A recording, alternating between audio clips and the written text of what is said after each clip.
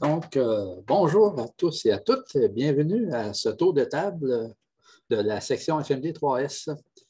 Mon nom est Patrick Carpentier, responsable des communications et des projets à la Fédération des milieux documentaires. Aujourd'hui, ça va être les bons coups de 2022 de la section. Je vais vous passer la parole à Mélanie Durocher, qui va vous expliquer le fonctionnement de l'activité d'aujourd'hui. Merci beaucoup, Patrick. Donc, bonjour, mon nom est Mélanie Durocher, je suis technicienne en documentation au CHU Sainte-Justine. Et avant de commencer, vous avez dû remarquer qu'on avait dit que l'activité ne serait pas enregistrée. On s'est rendu compte que l'année dernière, on l'avait enregistrée. Donc, on a parti l'enregistrement avant que les allocutions commencent. Si il y a des gens qui avaient prévu parler, qui ne sont pas à l'aise avec le fait qu'on enregistre, vous pouvez le dire maintenant, peut-être lever la main, puis on va arrêter l'enregistrement dès le début. Mais si il n'y a pas de contre-indication avec personne, c'est assez sympathique. On peut retourner voir la présentation, euh, surtout si on n'a pas pu assister aujourd'hui, puis on peut voir ce que les collègues ont à dire. Donc, manifestez-vous si maintenant, là, si vous ne voulez pas qu'on enregistre, ça va être très simple. On va juste, Patrick va arrêter l'enregistrement. Mais, dans le fond, je vous invite, excusez-moi, je déparle. Je veux vous dire merci beaucoup d'être avec nous pour cette troisième édition du tour de table sur des bons coups de la FMD 3S. C'est toujours très intéressant d'avoir la chance de rencontrer ses collègues dans disons, une ambiance plus informelle pour justement parler des bons coups. On en a des bons coups chacun dans nos milieux. Puis, quand on ne se voit pas à l'occasion de congrès ou de colloques en présentiel ou même des activités de la FMD 3S, c'est rare qu'on a une activité juste de réseautage où on peut parler de ce qu'on fait dans l'année. Donc, c'est un merveilleux moment pour ça. Alors, j'inviterai tout le monde, si vous êtes dans la possibilité de le faire, d'ouvrir vos caméras. C'est plus sympathique qu'on puisse se voir en face. Et oui, de garder par contre vos micros fermés le temps où les gens parlent. Vous pourrez poser des questions par la suite. Et dans le fond, ce que vous pouvez faire, c'est si vous voulez prendre la parole, ça va prendre une personne qui va briser la glace en premier. Et par la suite, vous pouvez lever la main, je vais prendre les noms et je vais pouvoir vous donner la parole au fur et à mesure. Donc, je pense qu'on va commencer ça tranquillement. Si je Euh, comprends bien, Mélanie, on oui. continue l'enregistrement. Oui, j'ai pas eu de main levée, j'ai pas eu de Parfait. contre-indication par rapport à. Micheline, est-ce que tu lèves la main pour parler ou pour dire que tu veux pas qu'on enregistre? J'imagine que Non, c'est pour pour parler. parler. OK. Bon, ben regarde, Micheline, c'est toi qui y va, qui lance le Oui, bal. je peux peut-être briser la glace parce que Oui. justement, je travaillais là-dessus ce matin. Ben, C'est sûr qu'en tant que directrice générale de la Fédération des milieux documentaires, je suis arrivée en mars 2020, il y avait la pandémie et tout. J'étais nouvellement directrice. C'était plus une adaptation à la situation qui changeait constamment, là. Fait on n'avait pas encore eu de planification stratégique, puis j'avais jamais fait cet exercice-là. Cette année, on a fait un exercice avec le conseil d'administration en septembre. Moi, j'avais déjà ciblé quelques angles parce que c'est vraiment un gros exercice. Puis, on va sortir notre planification stratégique début 2023 à la fédération, donc je suis vraiment contente. Oui. merci beaucoup, Micheline, pour avoir participé à cet exercice-là avec toi. Je dois dire effectivement que c'était une belle activité pour moi aussi, là. J'avais jamais fait ça dans ma pratique professionnelle, puis ça m'a donné des cordes à mon arc que j'avais pas. Donc, merci d'avoir amené ce bon mot-là, ce bon point-là.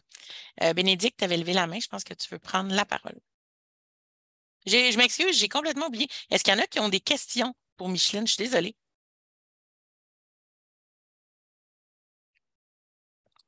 Je suis pas une experte, là, mais vraiment pas en planification stratégique, mais Si, si, euh, si vous avez des questions par la suite, que vous n'êtes pas sûr, ben, vous pourrez contacter Micheline peut-être pour lui en faire part.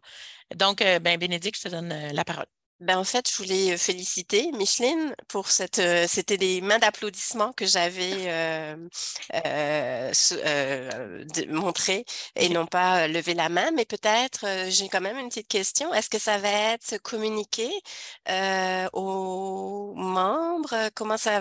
Qu'est-ce que vous avez prévu par rapport à cette planification stratégique pour la suite? Oui, ben là, on va faire une petite mise en forme un peu plus sexy, là, parce que là, pour l'instant, c'est juste un document Word.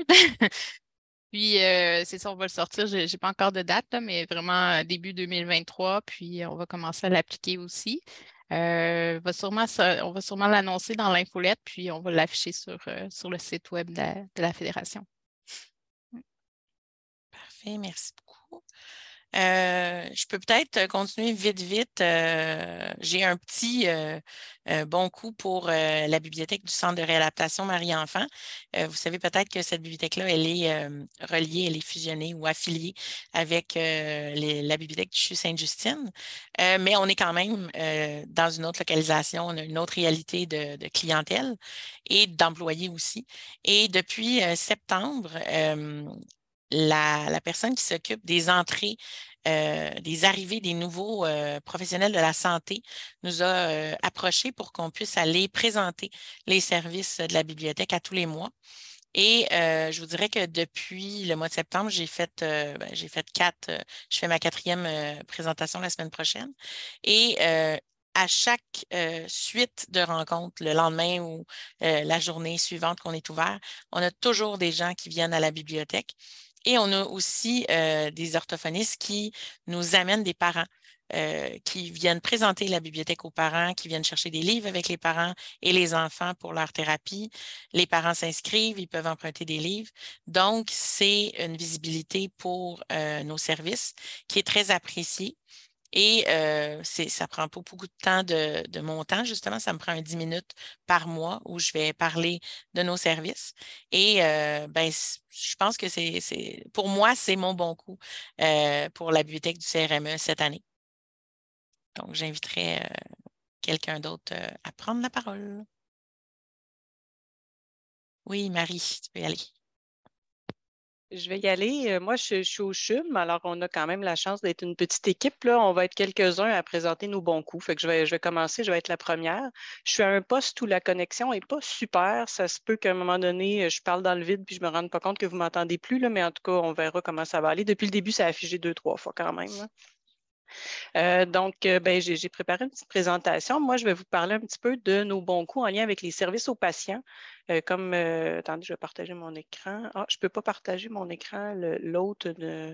Peut-être que Patrick est là. Est-ce que c'est possible de... Ah, Oui, ça c'est fait. marche, c'est fait. Parfait. Merci Merci. beaucoup, Patrick.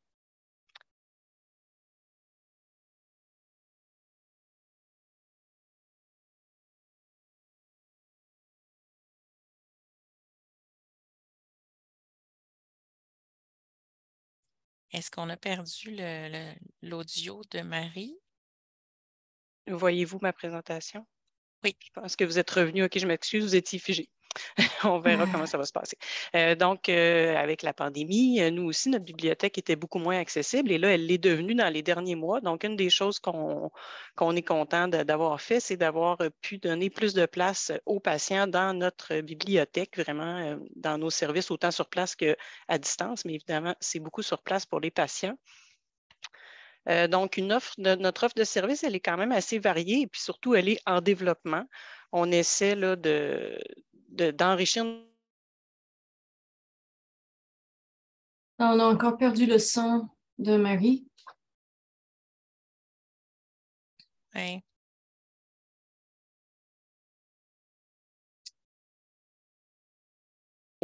Qui voudraient venir à la bibliothèque, venir consulter des livres sur la santé et même emprunter des livres, ça serait possible aussi. C'est les mêmes conditions pour tout le monde, patients, proches et grand public en général. Donc, on offre des formations, on offre des services de recherche pour l'aide à la recherche sur des sujets liés à la santé toujours. On organise aussi des ateliers.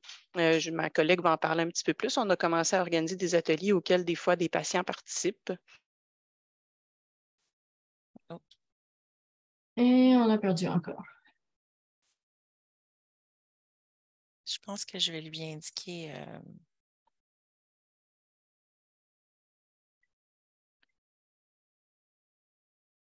Là, on a des livres sur la santé. Les gens peuvent faire des suggestions d'achat.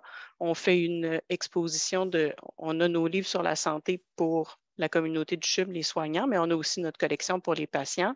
Et on fait des expositions de nos livres. Donc, tout ça, vraiment, ça a été mis en place pas mal dans la dernière année, dans la nouvelle bibliothèque qui est ouverte en 2021, là, puis qui est devenue de plus en plus accessible à tous. Je vais parler un peu d'une formation surtout qu'on a donnée, qu'on a commencé à donner, c'est la formation sur la désinformation en santé. C'est une formation qu'on offre, c'est ça, aux patients pour réussir à trouver des participants. Ce qu'on a fait, c'est qu'on est entré en contact avec des partenaires au CHUM qui, eux, donnent des services directement ou sont en contact beaucoup avec les patients. Là. Donc, notre service des bénévoles, on a beaucoup de bénévoles au CHUM. Il y en a qui sont des patients eux-mêmes ou qui l'ont déjà été. Il y a l'équipe des patients partenaires, le comité des usagers, puis la Fondation Virage qui travaille avec les gens qui ont le cancer. Donc, quand on organise des formations, on fait la promotion auprès d'eux, puis eux la transmettent à leur bassin de patients avec qui ils sont en contact. Puis, ça a quand même un assez grand succès. Jusqu'à maintenant, on l'a donné 2 fois. À peu près 2 groupes de 10. Là. Donc, on a eu une vingtaine de participants et les gens sont vraiment très satisfaits et il y a beaucoup de demandes. Donc, pour les sessions d'hiver et printemps prochain, là, notre programmation de formation est faite puis on en a ajouté plusieurs. On va la donner autant en présentiel qu'en virtuel. Donc, on a choisi de faire les deux. Ça répond aux besoins de personnes différentes. Là. Donc, c'est vraiment une formation qui est très appréciée. On aimerait ça en développer d'autres, des formations pour les patients. Pour l'instant, c'est celle qu'on a, mais vraiment, ce que les gens disent, c'est qu'il y en a beaucoup de désinformation. C'est difficile de se retrouver avec ce qu'on trouve sur le web. Alors, on a vraiment développé quelque chose. Là.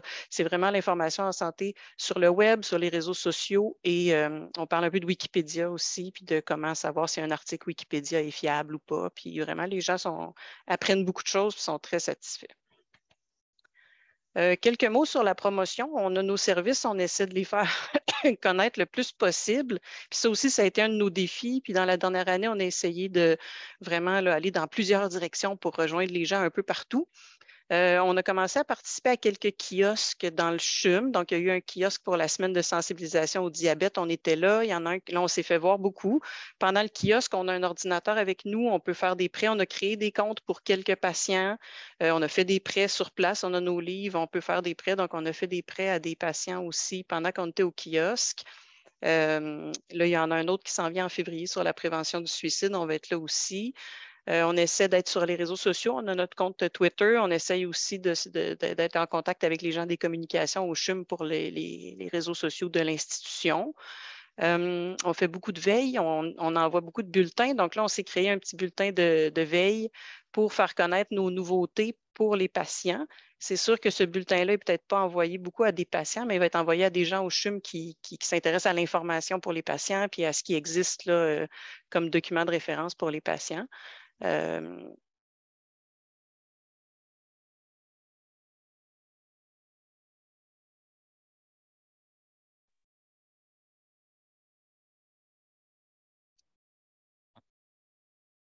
J'ai écrit à... Je lui ai écrit aussi. Donc, si elle est d'accord, elle pourrait peut-être envoyer par RQBS un petit résumé de ce qui a été dit. Marie, si tu m'entends, là. Partager, ça va peut-être aller mieux. Oui, ça va. Ça va mieux maintenant que je ne partage plus.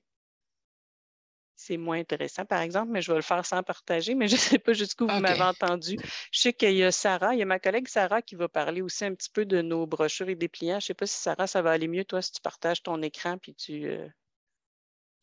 Oui, ben je ne l'ai pas proche, fait que je ne voudrais pas vous faire trop attendre, là, mais grosso modo, sur la diapositive, dans le fond, j'avais quelques chiffres qui démontraient qu'on avait mis en place plusieurs dépliants par rapport à nos livres biblio-santé, donc nos 15 thématiques en santé pour les patients. Donc, il y avait plus d'une 70 organismes à qui qu'on a contacté, puis environ 48-49 organismes nous ont répondu puis nous ont envoyé de la documentation donc gratuite pour les patients et leurs proches. Donc, des livrets, des pliants, des guides d'aide, donc plein de choses comme ça. Donc, c'est très apprécié.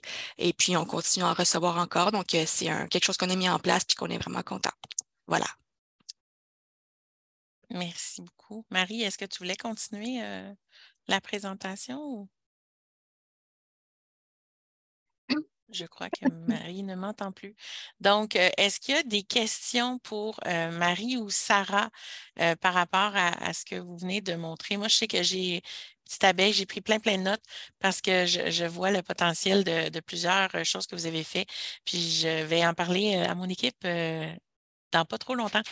Merci beaucoup là, pour le partage d'infos. Est-ce qu'il y a, j'avais pris en note, mon Dieu, j'ai des noms. Puis j'ai plus ma feuille, évidemment. J'avais pris en note que Alix voulait parler, je crois. Sharon, tu viens de lever la main, mais j'avais pris Alix. C'est bon, je baisse la main.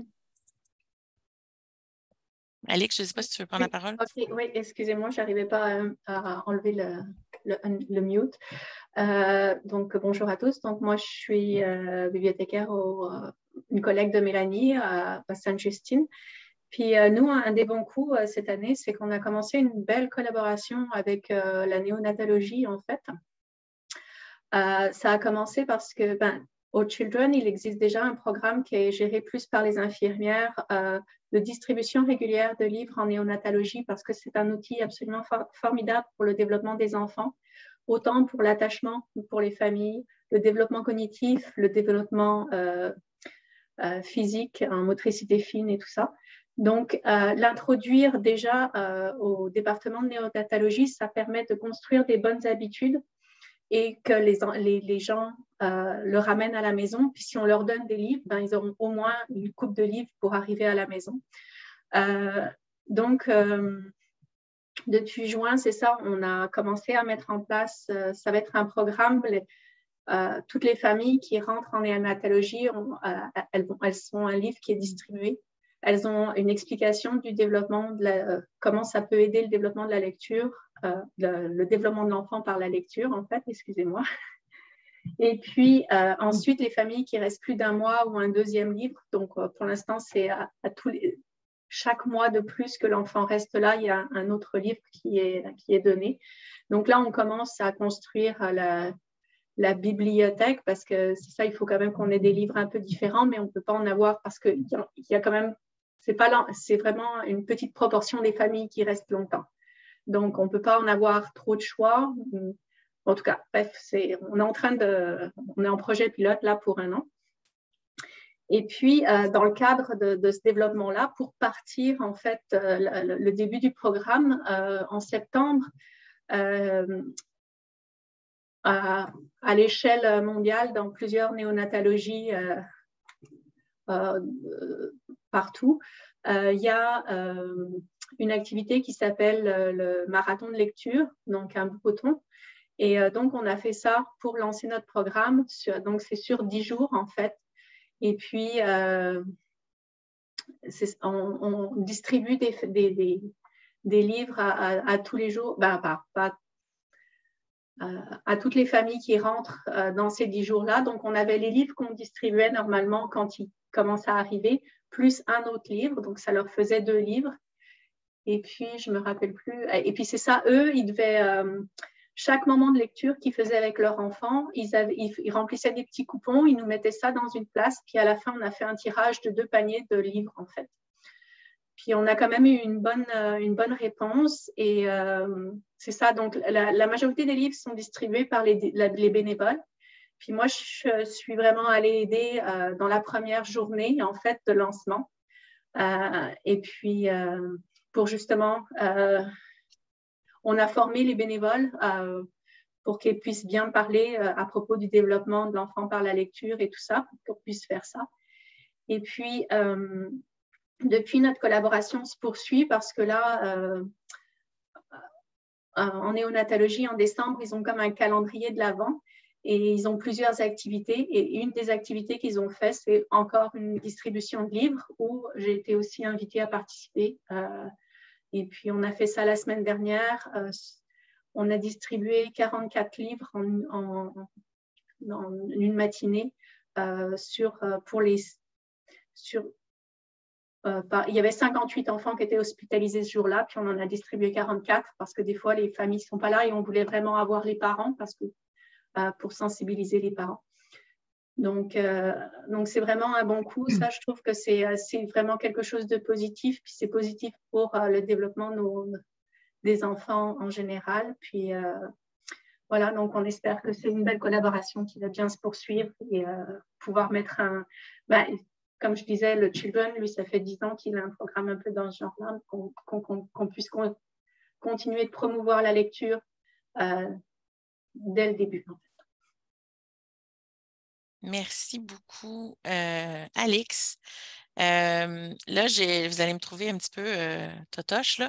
J'ai vu du monde faire...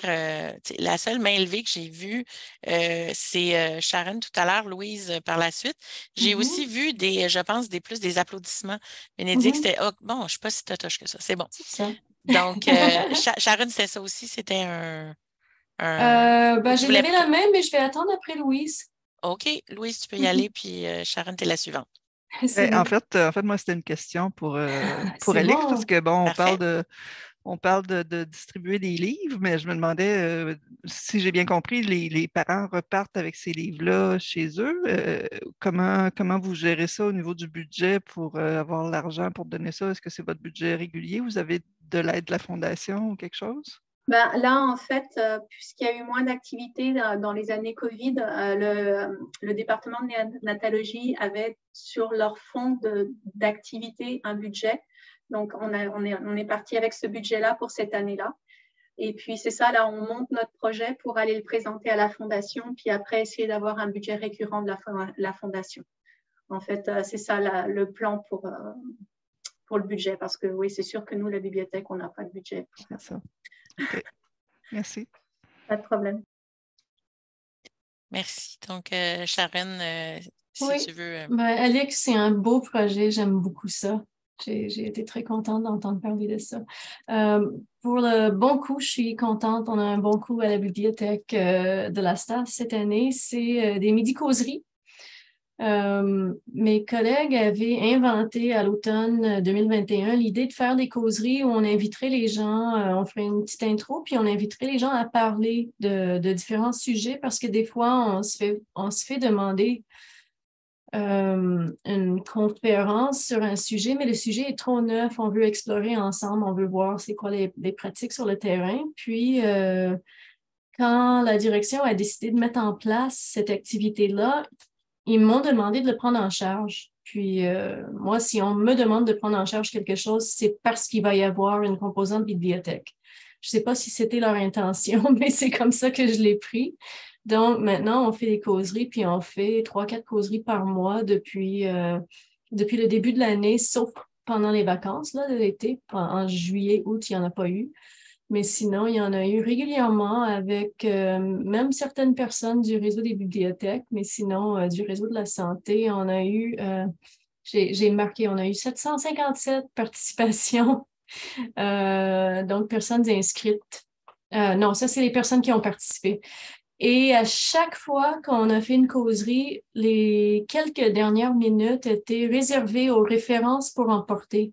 Donc, c'est une recherche que j'ai faite sur le sujet qui permettait aux gens de découvrir de la documentation, que ce soit publié par la STAS, publié par d'autres, puis de lire plus. Donc, pour moi, c'était vraiment la première fois qu'on a réussi à donner une visibilité permanente à travers une activité assez forte quand même. On a fait un colloque cette année, puis dans les évaluations du colloque, il y a des gens qui ont mentionné que certains sujets avaient été abordés dans les causeries. Puis c'est comme, ah, ouais, les gens se souviennent, c'est pas juste jetable. Donc, pour moi, c'est un très bon coup, puis c'est un bon coup qui implique la bibliothèque. Je suis contente de ça. Merci beaucoup, Sharon. Je sais que j'ai des gens de mon équipe à Sainte-Justine qui ont participé aux activités. Donc, c'était un très beau projet, effectivement. Est-ce qu'il y en a qui ont des questions pour Sharon? Oui, moi. Oui. Marie-Ève. Dans le fond, j'aimerais avoir un exemple de sujet là, qui était aborder dans les midis, ouais. Oui, ben l'ASTA, c'est un organisme d'expertise en santé et sécurité au travail pour le réseau de la santé. Donc, on a fait plusieurs causeries en lien avec la modification de la loi modernisant LMRSST, le régime de la santé et sécurité au travail. Donc, on a eu plusieurs choses sur ça. On a une formation qui s'appelle l'approche relationnelle de soins. Donc, on a mobilisé les connaissances par rapport à cette approche-là en espérant avoir des formateurs ou des maîtres formateurs qui viennent et qui échangent sur comment ça se passe sur le plancher. Il y a eu toute une série très populaire sur les facteurs psychosociaux du travail, par exemple la reconnaissance, l'autonomie, l'information, puis des choses plus techniques, le cadenassage, sécurité machine, manipulation de médicaments dangereux. C'était vraiment extrêmement varié. Mais ça a été plus facile à préparer par mes collègues qu'une conférence, parce qu'une conférence, ils sont censés être des autorités qui donnent 50 minutes de connaissances, bien dense avec une belle présentation. Puis dans celui-ci, ils vont faire une présentation, puis ils vont rapidement lancer la question autour du premier sujet, les gens vont échanger, et ensuite le deuxième sujet. Donc, et puis, parfois, j'ai pu écouter, puis c'est un peu la notion de bibliothécaire enchâssé. J'ai pu écouter les discussions, puis trouver un document auquel les gens ont fait référence ou un document auquel ils auraient dû faire référence, puis l'envoyer tout de suite. Donc, chaque causerie, j'envoyais les diapos et les références. Puis les gens ont vraiment apprécié. Même des fois, ils disaient, est-ce qu'on va avoir les références? Fait que c'est yeah! Je savais que c'était un milieu qui aime les données puis les documents, mais ça fait du bien de l'apprendre en direct. Merci. Est-ce qu'il y aurait d'autres questions pour Sharon? Alors, on pourrait passer à quelqu'un d'autre. Est-ce que quelqu'un d'autre veut prendre la parole? Vous pouvez aussi juste ouvrir votre micro et parler. Je pense que Amy Bergeron a levé la main physique. Moi, je ne l'ai pas vue. Fait qu'Amy, oui, vas-y, sans problème. Super, merci. Donc, comme Marie, en fait, on est des collègues et on a tous préparé des mini-présentations avec quelques diapositives. Donc, je vais essayer de partager mon écran. Oui, c'est déjà fait par Patrick qui est full efficace. Bon. Là, vous voyez mon écran, le PowerPoint? Oui, ben, merci. Alors, je suis juste en train de le mettre en plein écran. Oh, ben oui, excuse-moi, je vais repartager. Je n'ai pas partagé le bon écran. Je m'excuse, ça s'en vient.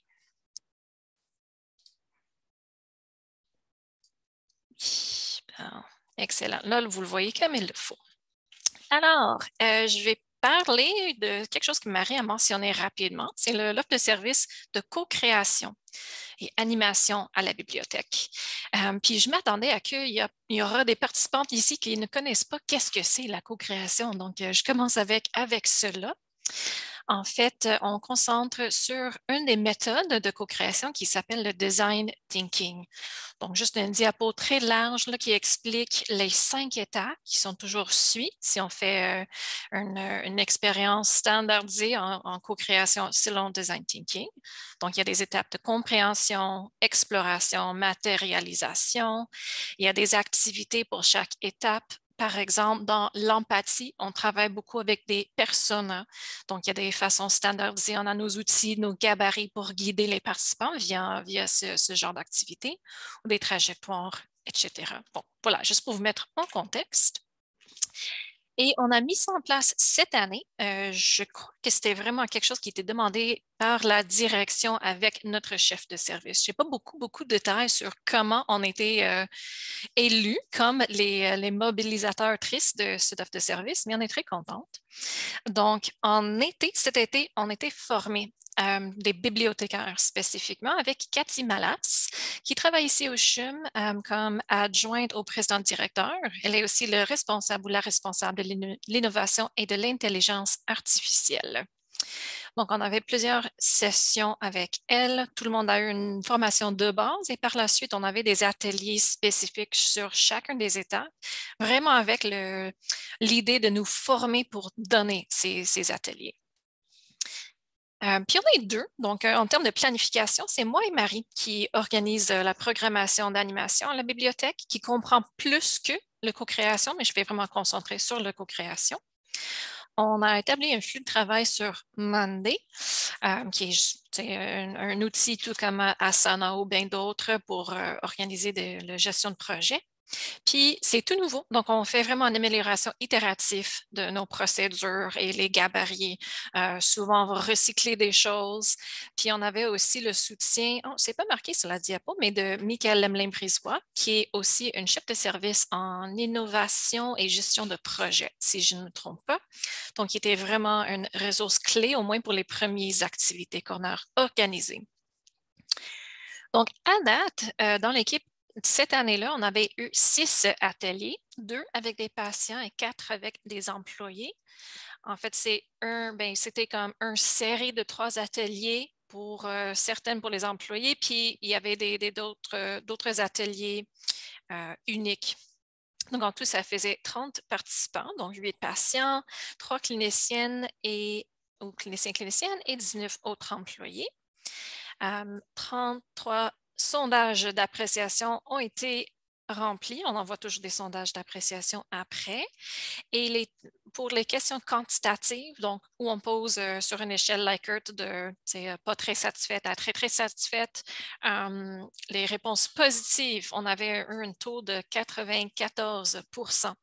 Donc, le 6 % qui reste, c'est soit neutre ou soit négative. Mais là, on est très, très satisfait avec ce taux de satisfaction.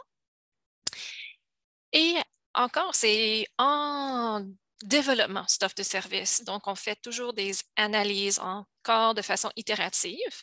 Donc, on fait des post-mortem, en fait, entre les animateurs autrices et facilitateurs autrices. Normalement, il y a une personne qui est comme le gestionnaire du projet qui va animer l'atelier et elle va travailler avec des facilitateurs ou facilitatrices d'autres bibliothécaires. Après, on fait une analyse des appréciations, on va inclure ou on va noter des choses qui sont pertinentes dans le post-mortem pour l'atelier ou les activités en soi, mais aussi pour des procédures. Qu'est-ce qui a bien marché au niveau global ou pour l'offre de service? Puis notre document de procédure est en construction. On va essayer de le compléter en 2023. Et honnêtement, au départ, je n'étais pas certaine de pourquoi nous, on était formés en ça. J'ai vu le rôle d'animer des choses en design thinking comme un peu hors la portée de ce qu'on fait comme des bibliothécaires. Mais réellement, c'était vraiment intéressant, satisfaisant. Je pense qu'on a eu beaucoup de plaisir. Donc, voilà quelques images des ateliers qu'on a fait. On voit un mannequin ici pour un atelier sur les canaux d'enseignement dans les chambres des patients. On avait aussi un autre ici pour, oh non, ça c'est la même chose, mais on avait une aussi, je crois que c'est celle-là pour le design de notre site web pour les patients à la bibliothèque. Donc ça, c'est un projet en cours. On va vraiment continuer avec le processus pour essayer de mettre quelques idées qui viennent des patients en place pour notre site web. Et comme j'ai mentionné rapide, on a eu une série de 3 ateliers il n'y a pas si longtemps pour une équipe qui est en train de changer leur méthode de travail. Donc, c'était vraiment pour solliciter leurs idées sur des nouveaux processus. C'était vraiment très intéressant. Et ma collègue Bénédicte, qui est aussi présente ici, a aussi fait un atelier. Je n'ai pas de photos. Je suis désolée, Bénédicte, je n'ai même pas pensé te demander si tu avais pris des photos. Mais voilà, en gros, c'est quelque chose qu'on développe et c'est super intéressant. J'ai eu beaucoup de sentiments de là, c'est bien trop, c'est pas mon job, jusqu'à oh my God, j'adore ça, c'est tellement cool, puis partout entre les deux. Mais là, je dirais que je suis plus ou moins satisfaite. Je suis très contente d'être ici. Je suis très consciente que c'est pas dans toutes les bibliothèques qu'on fait ce genre de travail ou cette offre de service. Donc voilà, pour moi, c'était comme un beau quand même. Merci beaucoup. Est-ce qu'il y aurait des questions pour Amy? Moi, Ou j'en pour aurais une. Bénédicte? Oui, vas-y, Francine. Ben, je ne suis vraiment pas experte en la matière, là, mais juste par curiosité, parce que j'ai déjà participé à un atelier dans un processus Lean, donc c'était un atelier Kaizen. Puis je me demandais, ça se peut-tu qu'il y ait comme une espèce de rapprochement entre les deux méthodes? C'est vraiment intéressant parce que la façon qu'on était formé, c'était vraiment avec les méthodes de design thinking. Mais pour le série d'ateliers que j'ai développé plus récemment, j'ai dû intégrer d'autres approches aussi, comme une approche basée sur les forces et valeurs, comme il y avait des buts de valorisation d'équipe, pas juste une résolution de problèmes, qui est plus oui, c'est ça. Le design thinking est plus conçu pour la résolution de problèmes complexes. Puis ici, c'est plus quelque chose de valorisation ou développer d'autres façons de travailler, d'autres processus. C'est sûr qu'on doit aller chercher d'autres activités. Donc, je pense que c'est dans nos plans, oui, justement, d'apprendre d'autres méthodes et intégrer d'autres sortes d'activités, d'autres approches. Je connais très généralement les approches Lean pour des ateliers, mais si jamais vous voulez comme m'écrire pour me dire vous devez consulter telle chose, je suis très ouverte. OK, merci. Merci beaucoup. Est-ce qu'il y aurait une autre question ou si quelqu'un d'autre veut prendre la parole? Moi, j'aurais une question. Je me demandais comment ça se fait que c'est la bibliothèque qui a été chargée de donner ces formations-là. Est-ce que vous êtes dans la direction de l'innovation ou c'est quoi le rapport? Bon, j'ai comme un pitch elevator pour répondre à la question parce qu'on est souvent posé la même question par nos participantes. Je crois que officiellement, la réponse le plus court est que on est dans la direction d'enseignement, académie enseignement de CHUM. Puis il y a vraiment une tendance dans la direction, je peux dire, vers l'innovation. C'est une directorat très cohésif. On n'est pas vraiment en silo, on travaille beaucoup ensemble. Et je crois que sur notre site web, c'est écrit comme la bibliothèque CHUM est le carrefour d'échange de savoir, recherche des données et création de valeur par la création des connaissances ou quelque chose comme ça. Donc, c'était comme on cherche des connaissances, on cherche avec nos recherches documentaires, on fait la captation de connaissances avec la gestion de connaissances, on fait la diffusion en assistant les personnes qui écrivent des articles. Donc, pourquoi pas aussi créer des connaissances et ou encadrer un processus où on va découvrir des connaissances de l'intelligence collective. On a beaucoup de buzzwords en design thinking, je suis désolée, mais voilà. C'est ma compréhension, puis on est le plus... on fait déjà des présentations, beaucoup de formations, on est beaucoup plus impliqué avec les patients, on est plus, pas extroverti que les autres services nécessairement, mais voilà, on est comme central. C'est la question la réponse la plus courte que je peux donner. Si j'avais ma chef de service et la directrice du directorat, je pense qu'ils peuvent aussi parler de ça pendant un long temps, j'imagine. Mais voilà. Merci beaucoup. Est-ce qu'il y aurait quelqu'un d'autre qui veut prendre la parole? Même chose, vous pouvez ouvrir le micro ou lever votre main. Oui, Sabrina. Oui, bonjour à tous. Bonjour. Alors, pour moi, le Bon Coup, je suis située à l'hôpital neurologique de Montréal. Alors, pour nous, le Bon Coup pour le centre de ressources pour les patients au neuro, c'était on a fait comme projet un chariot de livres et de matériel éducatif qu'on amenait parce que nous, on est situé sur un étage de patients hospitalisés. Et on voyait qu'il n'y avait pas beaucoup de patients qui venaient des cliniques externes qui sont situés au premier étage qui venaient nous voir. Alors, on s'est dit, mais pourquoi ne pas amener les ressources directement aux patients et aux familles? Alors, le chariot est vraiment composé de livres que les personnes peuvent emprunter et l'autre moitié, c'est vraiment du matériel éducatif que les personnes peuvent prendre avec elles et retourner chez eux et ne pas les ramener. C'est sûr que cette option-là est plus populaire auprès des patients et familles plutôt que les livres sur emprunt. Mais quand même, ça fait la promotion de nos services et de notre collection aussi. Je trouve que pour le moment, je n'ai pas encore fait de rapport statistique, donc je n'ai pas les statistiques avec moi, malheureusement. Mais de ce qu'on voit, les employés, les patients, les familles, ils trouvent que c'est super, c'est une belle initiative et qu'on en a aussi des gens qui nous font des suggestions également de ressources, autant patients qu'employés. Donc, je trouve que c'est super. Puis même qu'on est en train d'étendre à d'autres d'autres cliniques aussi. Donc, je pense que j'ai rien oublié. Désolée. C'est bon. Merci. Merci beaucoup, Sabrina. Moi, je vais prendre la balle au bon. Je vais te poser une petite question. Oui. Je trouve le projet super intéressant. J'ai une question un peu plate. On avait un genre de projet comme ça de chariot qui était amené pour les patients dans le temps à la bibliothèque, puis ça a malheureusement dû être arrêté à cause de notre direction de la prévention des infections qui nous a demandé, qui a en fait retiré toute activité qui pouvait avoir, et ça bien avant la COVID. Donc, c'est peut-être chez nous qui sont très, très frileux, là. Mais est-ce que vous avez dû avoir à montrer patte blanche à votre direction de prévention des infections? Est-ce que vous devez garder les livres en quarantaine, les désinfecter? On sait qu'on ne désinfecte pas vraiment un livre. Est-ce que vous avez eu à date des questionnements par rapport à ça? Alors, c'est sûr que pour nous, il a fallu qu'on ait permission de contrôle des infections et prévention. Ça, c'est sûr. J'avais posé la question, est-ce qu'il faut les mettre en quarantaine sur les désinfecter à part la couverture, puis encore là, le produit peut venir endommager la couverture du livre. Ils m'ont dit que non, étonnamment.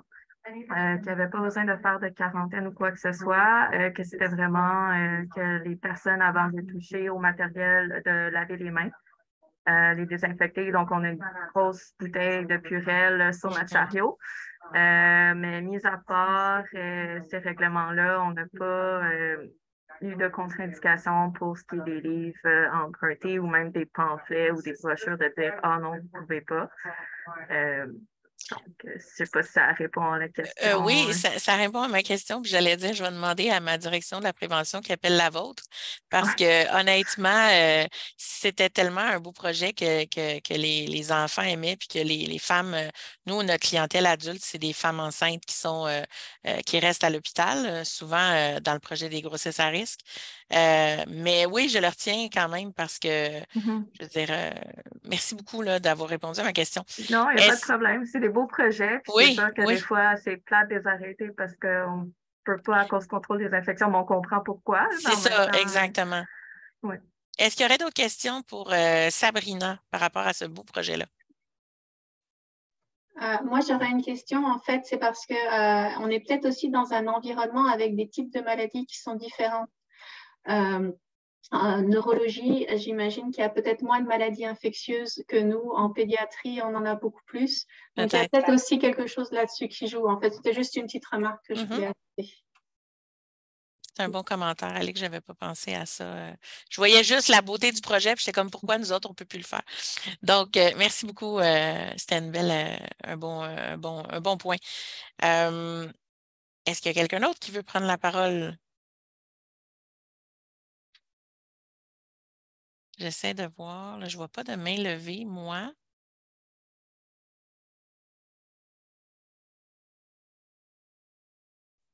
Ici, Francis Lacasse, au CIUS de l'Estrichu. Oui. Je ne sais pas si c'est un bon coup, là. C'est quelque chose qu'on a fait dans l'année. On a fait un petit sondage qu'on a fait circuler là, via le bulletin de l'établissement. Là. Ça fait là, le taux de pénétration, tout ça. On n'a pas fait des études scientifiques là-dessus. Là. Mais c'était un peu savoir est-ce que le monde était satisfait? Qu'est-ce qu'il voulait avoir comme service? Tout ça. Puis, la chose qui nous a le plus frappé, c'était un taux de réponse, genre au-dessus de 400 retours. Mais sur l'ensemble, c'est sûr que ce n'est pas énorme. Mais ce qui nous a le plus frappé, c'est que la question, c'était pourquoi vous n'utilisez pas les services de la bibliothèque, pour ceux qui ne les utilisaient pas. Et donc, 51% des répondants nous ont dit qu'ils ne connaissaient pas, ils ne savaient pas qu'il y avait une bibliothèque. Donc, là, ça nous a fait faire une crise existentielle. On dit, est-ce qu'on existe? Et là, c'est à partir de là que là, on a décidé travailler un peu sur un plan de communication, puis des choses qu'on veut mettre en place pour un peu se faire mieux connaître et avoir un petit peu plus, parce que bon, on a des ressources, par exemple des ressources électroniques via le consortium, des choses comme ça qu'on veut mettre en valeur parce qu'on dit, ben, si on les a, c'est pour qu'ils soient utilisés. Si le monde ne sait pas que c'est là, ben, il y a un problème. Donc, on est en train d'essayer de mettre des choses en place, puis à partir de janvier, peut-être il va en avoir quelques-unes qui vont se mettre en place, mais c'est ça. Ce que je voulais mentionner, c'est ça. C'est qu'on a fait cette petite étude-là et ça nous amène à nous donner un genre de plan pour le futur. Qu'est-ce qu'on met en place pour, bon, ben, on se dote de plus de livres électroniques parce que c'est une des questions, c'était qu'est-ce que vous préférez à la bibliothèque, puis les ressources électroniques, c'était les ressources, le type de ressources qui étaient favorisées là, par rapport aux livres papier, etc. Puis, bon, des choses qu'on s'attendait naturellement là, quand même à avoir comme réponse, mais que ce soit sur papier, ça met les choses bien en place. Ça fait donc réservoir de liens, des choses comme ça. Ça nous donne un petit plan pour l'avenir. Ça fait donc, c'est ça, ça a été une expérience intéressante, puis un peu aussi, c'est ça, un peu confrontante, dans le sens que, OK, on n'est vraiment pas connus. Mais écoutez, je pense que vous n'êtes pas les seuls à vous faire dire oh wow, il y a une bibliothèque dans notre hôpital ou c'est tellement monnaie courante, là, cette phrase-là. Là, c'est très triste quand on entend ça. On est comme ben voyons donc, tout le monde ne le sait pas. Mais oui, non, tout le monde ne le sait pas.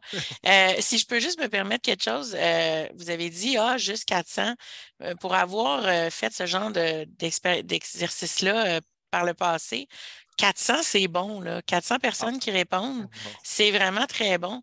Puis, en même temps, ça donne, ben pour vous, ça vous donne des cues sur qu'est-ce que vous voulez faire, mais en même temps, ça vous donne aussi un très bel outil pour vos gestionnaires pour montrer, bien, regardez ça, les usagers s'attendent à ça. Ça peut peut-être aider je ne sais pas, vos discussions avec vos gestionnaires. Je pense que Marie-Ève, tu avais la main levée, tu voulais faire un commentaire aussi. Oups. Non, c'est pour parler après. OK. Est-ce qu'il y a quelqu'un d'autre qui a un commentaire ou une question pour Francis? Ben, Marie-Ève, je te laisserai la parole. Oui, ben, en vous écoutant parler, je trouve des affaires à dire parce qu'il y a peut-être des affaires que je n'ai jamais mentionnées. Parce que moi, c'est ça, étant la seule et unique employée, et je tiens à bout de bras le centre de documentation pour tout le territoire du Bas-Saint-Laurent. Dans le fond, le centre de documentation, il y a un bulletin qui est publié par, ça s'appelle l'InfoPP, l'Info Pratique Professionnelle. Parce que moi, je fais partie de la direction des services multidisciplinaires, de l'enseignement et de la recherche. Et puis, à chaque publication, 3 ou 4 fois par année, là, j'ai ma page à moi selon le sujet de l'InfoPP de ce temps-là. Là, ben, j'essaie de m'adapter au sujet et en même temps, ça nous fait un peu de pub là, pour connaître les services qu'on offre. Là. Et puis, dans le fond, comme toi, Mélanie, ça fait 2 ans là, présentement que je fais des présentations des services du centre de documentation. Là, je viens de finir la 2e série de rencontres. Là, j'en ai fait 3. Et puis, on essaie d'attraper les nouveaux employés, les nouveaux étudiants. C'est très apprécié. J'ai beaucoup de personnes qui participent. Tout le monde est intéressé. C'est vraiment le fun. Puis en plus, ben nous, on est en pleine construction du campus médical clinique comme Lévis. Là. C'est une grosse construction annexée à l'hôpital. Et puis l'année prochaine, le centre de documentation déménage au rez-de-chaussée, près de l'entrée du campus. Et puis on essaie vraiment là, d'attraper les étudiants là, à ce niveau-là. Et puis, dernière petite idée qu'on a eue, là, je brainstorm avec ma gestionnaire bien souvent parce que comme je suis toute seule, là, c'est la seule à qui je peux me confier. Fait que j'ai pensé peut-être, on a une grosse boîte à suggestions et on a pensé la faire circuler sur le territoire du Bas-Saint-Laurent, faire une grosse campagne de publicité avec ça, là, avec les communications dans l'intranet et dire, ben genre, cette semaine, la boîte à suggestions est au Basque ou donnez vos suggestions. Qu'est-ce que vous aimeriez avoir dans votre centre de documentation? Parce que aux employés ce centre-là, puis on veut que ce soit attractif. Là. Fait que c'est ça, on a eu ça comme idée. Peut-être que ça va, on va voir le jour bientôt. Merci beaucoup. Ben, ça fait plaisir. C'est toujours le fun, c'est ça. Moi aussi, en écoutant les gens parler, j'ai un autre bon coup à dire. On dirait qu'on n'arrête plus, mais en fait, c'est un bon coup qui est un peu malgré nous. C'est pas nécessairement à Sainte-Justine, nous autres, qui a décidé qu'on allait vivre ça, mais on a déménagé. Comme plusieurs personnes peut-être le savent, on est déménagé le 8 octobre dans nos nouveaux locaux. On est avec maintenant la direction de l'enseignement. On était vraiment deux endroits disparates dans l'hôpital. On ne se voyait jamais. Et maintenant, on est prêt dans les nouveaux locaux du Centre du savoir. C'est comme ça qu'ils ont appelé ça. Mais c'est un bon coup parce que on est accessible. Juste ça, le bon coup de l'accessibilité pour les usagers, ça vaut tous les bons coups qu'on pourrait avoir avant pour ceux qui étaient venus à la bibliothèque à Sainte-Justine. On était au bout de la pathologie, ça prenait des codes. Nous autres, même, on ne les avait pas. Et quand il y avait des travaux dans les ascenseurs, on n'était plus accessible ni pour les parents avec les poussettes, ni pour les personnes à mobilité réduite qui devaient prendre l'ascenseur. C'était cacophonique là, pour bien des périodes. Juste d'être accessible par les ascenseurs principaux à l'entrée de l'hôpital, c'est génial. Là. On n'a pas encore fait de lancement officiel puisqu'on est déménagé, comme je vous dis, début octobre, puis la direction attend de faire un lancement pour tout le centre du savoir, probablement en janvier l'année prochaine. Mais pour moi, le fait d'être accessible à la clientèle, c'est un des plus beaux bons coups qu'on a vécu cette année. Donc, c'était mon deuxième bon coup. Est-ce qu'il y en a d'autres qui auraient un dernier bon coup? Il reste quelques minutes, peut-être, ou juste un commentaire. Oui. Oui, ben écoute, c'est ça, hein, en jasant.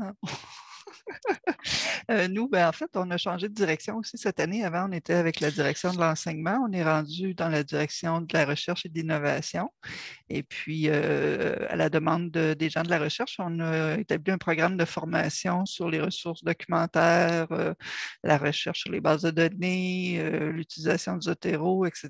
Fait que cet automne, là, moi et ma collègue Simina Trifle, on a donné des formations là, il y en avait presque à chaque jour, là, une de nous deux qui donnait des formations. Je n'ai pas encore de chiffres là, sur le taux de participation et tout ça. Moi, je donnais des formations sur Zotero, fait que c'était un petit peu... C'était pas ça qui a eu le plus de succès, mais je pense que ma collègue, avec les formations sur les recherches documentaires, a vraiment eu beaucoup de succès.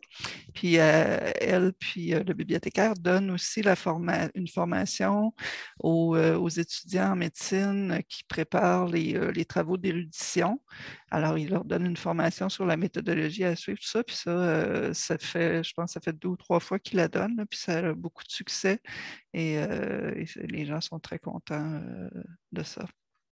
Voilà. Merci beaucoup, Louise. Bénédicte, tu avais un commentaire où tu voulais parler. En fait, j'aimerais beaucoup, si c'est possible, de vous parler d'un autre bon coup qu'on a eu cette année au CHUM, mais je ne veux pas nécessairement prendre la place de quelqu'un d'autre. S'il y a quelqu'un qui veut profiter des dernières minutes pour raconter quelque chose, ça va me faire plaisir aussi là, d'entendre. Non? J'y vais? OK. Moi aussi, j'ai une petite présentation que je peux vous montrer pour soutenir un petit peu ce que je vais dire. C'est une présentation qui a été recyclée d'une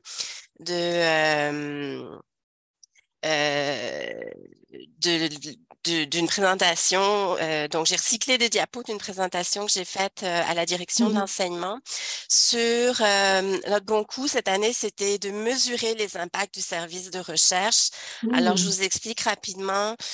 On a fait 266 recherches documentaires, 57 recherches stratégiques. On a desservi plusieurs catégories d'usagers, comme vous pouvez vous en douter. Et on envoie un questionnaire avec chacune de nos recherches. C'est un lien personnalisé par bibliothécaire, ce qui veut dire que chaque bibliothécaire reçoit son feedback. C'est pas quelque chose de générique et complètement indissocié de la personne qui a fait la recherche. Et on mesure la satisfaction et l'impact. On a eu une première version du questionnaire en janvier 2020, mais on a connu plusieurs moutures depuis, puis il n'a sûrement pas fini d'évoluer. Et on a eu 106 répondants, ce qui correspond à peu près, là, un taux de 30% de réponse sur nos recherches. Alors, les résultats. Ce qui est intéressant, je vais juste vous faire ressortir les chiffres. Ah oui, ce que je n'ai pas dit, c'est que les gens peuvent choisir. Ils ont une quinzaine de choix de réponses et ils doivent en choisir 3. Ils doivent se mouiller pour 3 réponses. Et donc, ce qu'on a, c'est que 29% de nos recherches ont permis d'élaborer des lignes directrices, des protocoles, des services, des trajectoires de soins ou des politiques. Et 20% ont permis de transformer et améliorer les soins de santé, ce qui est assez intéressant à voir. Sans surprise, 40% de nos recherches permettent d'enseigner, présenter et partager de l'information. 28% d'améliorer les connaissances, les compétences, la pratique professionnelle. Ce qui nous fait très plaisir, c'est que 33% de nos recherches servent à soutenir la prise de décision et les orientations stratégiques. Et puis, au niveau de l'innovation, 19% permettent d'améliorer la pratique professionnelle. Sur les patients, maintenant, les gens nous disent que 18% des recherches permettent d'améliorer la qualité de vie et l'expérience des patients. Donc, ça fait des données très intéressantes. Ce qu'on peut dire, c'est que pour les bibliothécaires, les bénéfices, c'est que ça nous permet de faire une amélioration continue. Les commentaires qu'on reçoit renforcent le sentiment de pertinence et de compétence parce que là, je n'ai pas pris, mais souvent, il y a des commentaires, enfin, il y a du qualitatif en plus du quantitatif. Et puis, ça nous permet de démontrer la pertinence et la valeur du service pour les activités de l'hôpital et d'améliorer la visibilité du service au sein de l'organisation. Donc, voilà ce que je voulais partager avec vous. On a pu extraire cette année les données, puis on est très content de ça. Merci beaucoup, Bénédicte. Sharon, je pense que tu voulais prendre la parole ou juste manifester. Oui, c'est pour demander à Bénédicte, est-ce que tu serais à l'aise de me partager ton questionnaire? Je trouve ça très intéressant. N'importe qui fait de la recherche veut ce genre d'outil-là. On veut savoir qu'est-ce que ça donne. Oui, ben, ce que je vais faire, je vais mettre dans le chat le lien vers le questionnaire générique. OK, parfait. Et puis, si on ne termine pas dans la minute qui suit, vous pourrez le récupérer. On a toujours un tampon de 15 minutes. Puis ça m'intéresse aussi, tu as parlé des types de recherche. On échangera éventuellement sur comment tu qualifies les types de recherche puis qu'est-ce que ça comporte. Parce que c'est intéressant aussi. Il y a des définitions toutes faites pour les revues de littérature, les types de revues de littérature, mais quand on fait une recherche, comment on les qualifie? Puis c'est intéressant pour moi. Ben, essentiellement, nous, on a 2 catégories. Ben, on fait des revues systématiques aussi. Elles ont été pas incluses dans mes résultats là. Des examens de la portée aussi. Mais en termes de recherche, on a 2 grandes catégories. On a les recherches documentaires puis les recherches qu'on appelle stratégiques qui demandent d'analyser, en fait, pas juste de fournir des références bibliographiques, mais d'analyser le contenu de façon à faire un rapport faisant ressortir les données principales, tout référencer, etc. En quelques mots, c'est ça. OK, merci. Merci beaucoup. Francis, est-ce que tu avais une question pour Bénédicte? Oui, j'ai une petite question. C'est ce questionnaire-là, est-ce qu'il est envoyé tout de suite lorsque, je ne sais pas, quand vous envoyez les derniers résultats de recherche, ou vous attendez un peu que les autres travaillent, qu'ils mijotent, puis vous revenez, genre, je ne sais pas, 1 mois, 2 mois après? Non, on leur voit tout de suite. On leur demande évidemment dans notre petite phrase introduisant le questionnaire, on leur demande évidemment de le faire quand ils auront consulté les résultats. Donc, ça se peut qu'ils nous répondent quelques semaines après qu'on ait envoyé les résultats. Mais on le fait en même temps qu'on envoie les résultats. Merci. Merci beaucoup. Là, comme je vous disais, on a un petit tampon, mais est-ce que je pourrais demander une dernière fois si quelqu'un a un commentaire à une des personnes qui a parlé ou une question, ou si on a peut-être un dernier bon coup qui pourrait être partagé? Moi, je me permettrais peut-être rapidement un seul bon coup en lien avec notre service de veille à la bibliothèque du CHUM. Je me présente Sébastien Champagne, comme vous pouvez le voir. De toute façon, je vais y aller vite. En fait, on a systématisé notre processus d'évaluation des veilles. Donc, c'est vraiment quelque chose qui se fait maintenant à chacune des veilles qui est nouvellement lancée. Il y a une évaluation 3 mois après pour valider que le besoin est bien répondu, puis tout ça. Puis annuellement, on fait aussi une ronde de d'évaluation pour nos différents services de veille, de manière à récolter les commentaires, puis de manière à améliorer puis à bonifier notre service. Donc, puis là, cette année, ça a vraiment été systématique, puis on va le poursuivre dans les années suivantes aussi. C'est tout. Merci. Merci beaucoup, Sébastien. Est-ce qu'il y aurait une question ou un commentaire pour Sébastien? Est-ce qu'il pourrait envoyer le lien s'il y a un lien du questionnaire? Je pourrais faire ça avec plaisir. Ouais, ce ne sera pas bien long. Merci. C'est parfait. Donc, s'il n'y a pas d'autres questions, on va attendre que Sébastien mette... Ah non, il y a Marie-Hélène. Marie-Hélène, je n'avais pas vu. Bonjour, vous m'entendez? En Oui. fait, ce n'est pas une question pour Sébastien, ce serait pour un dernier petit bon coup. Là, je suis désolée, Oui. je me suis jointe super tard parce que j'avais un rendez-vous chez le dentiste, ça prend une éternité.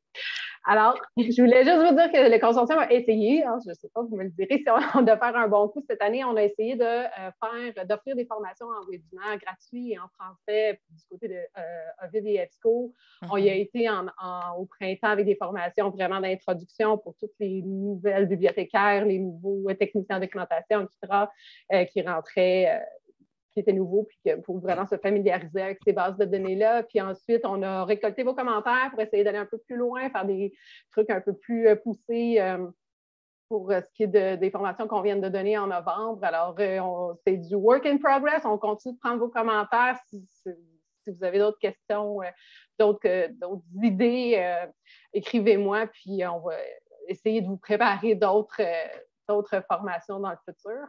Et un autre bon coup que j'ai pu faire cette année, c'était d'inclure tous les établissements de santé dans le contrat EBSCO-SINAL Complete. Donc, maintenant, à travers la province, tous les établissements de santé, sans exception, là, ont maintenant accès à SINAL Complete. Donc, c'est rendu provincial et on est bien contents.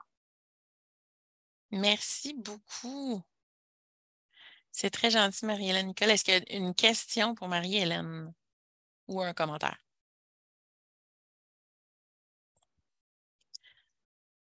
Donc, je pense que ça met fin à la 3e édition des bons coups de la FMD 3S. Je remercie tout le monde d'avoir participé en grand nombre et d'avoir pris la parole. C'est toujours hyper intéressant d'entendre ce que vous avez à dire.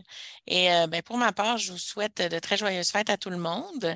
Et regardez vos prochains courriels dans les semaines à venir. On va vous arriver avec d'autres formations pour l'année 2023. Donc, merci beaucoup et à la prochaine.